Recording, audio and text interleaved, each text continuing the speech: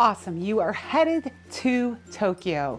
This bustling metropolis is massive. It is one of the few mega cities in the world.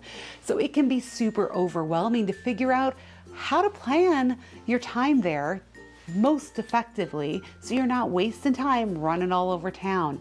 The very first thing when you're going to Tokyo is you need to figure out, what are you interested in seeing? Tokyo has both modern and the traditional mashed together. So you really can have it all just in Tokyo. Of course, Japan has lots of other areas that are super unique and great to visit. But if you've got limited time, if you only have time to go to one city, Tokyo really does have the best of both worlds. You're going to be able to dive into the historic and cultural center, as well as the modern and crazy culture of Akihabara and things of that nature. And then you're going to get into the quiet culture. It really has everything. So how do you go about deciding what to see in Tokyo? Like I said, start with your interests, make a list. Are you interested in anime? Are you interested in the traditional? Are you interested in art scene? Are you interested in gaming? Are you interested in electronics and the modern aspects of Japan? These are all things that are important. Every trip to Tokyo is gonna look different. But the biggest thing you can do is make sure that you have a good solid list of your interests.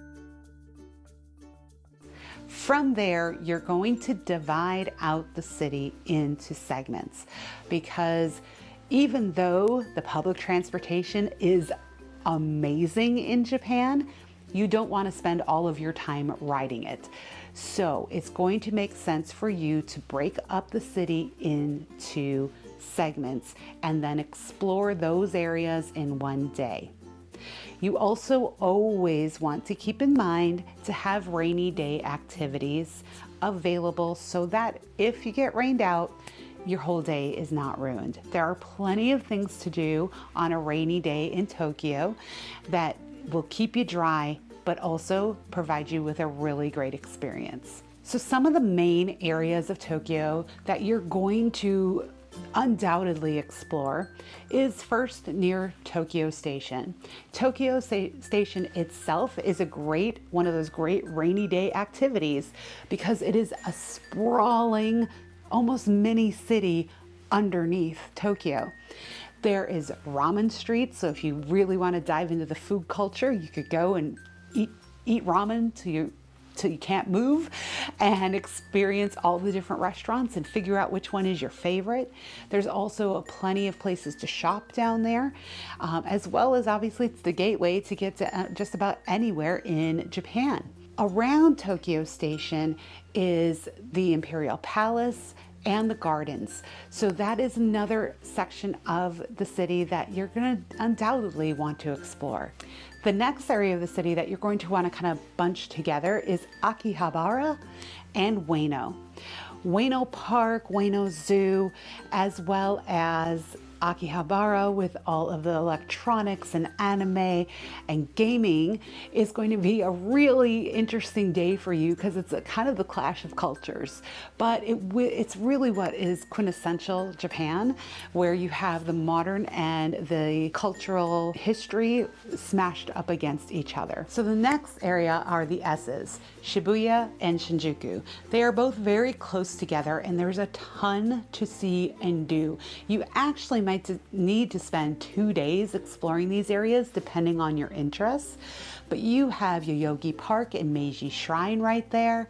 You also have Harajuku, which in and of itself is a day. Those areas alone, with Shibuya Crossing, with the shopping of Shibuya 109, there are so many things to see and do in those two areas. Near Shinjuku, you also have the Korean area with all the Korean eateries. So again, so much to see and do. These are the two places that I also recommend you find accommodation. Shibuya is going to be a little bit more expensive and Shinjuku is going to be a little bit more reasonable. So make sure you look for your accommodations in these two areas.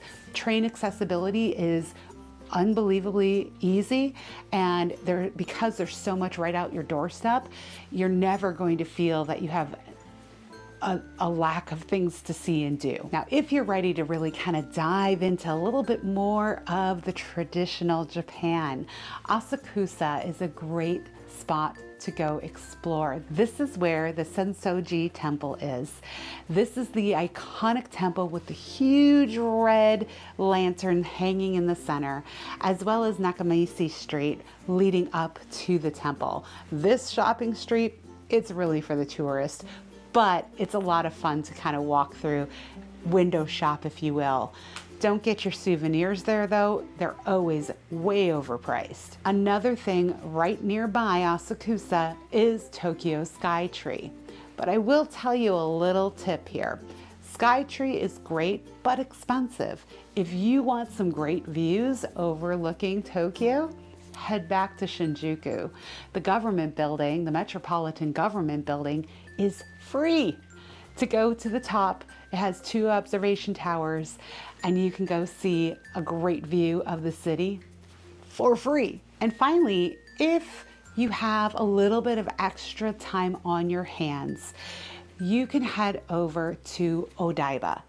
Now, Odaiba is across the water. It's kind of on your way to the Disneyland and the Disney attractions.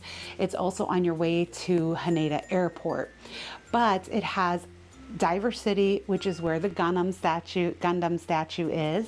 It also has the Statue of Liberty. It has Tokyo Mega Web. So there's a lot to do over there. On top of it, it gives you great views of the Rainbow Bridge. It's one of the prettiest places to watch the sunset over Tokyo. And if you still have time, you can group this with Shiba Park, which gives you awesome views of Tokyo Tower. So I hope that this has helped you kind of divide out your days. You can get 5 to 7 day itinerary within these areas and really feel like you've not only seen Japan, but really experienced it. If you'd like some help planning your own unique trip to Japan, click the link below so we can connect and start planning your epic journey.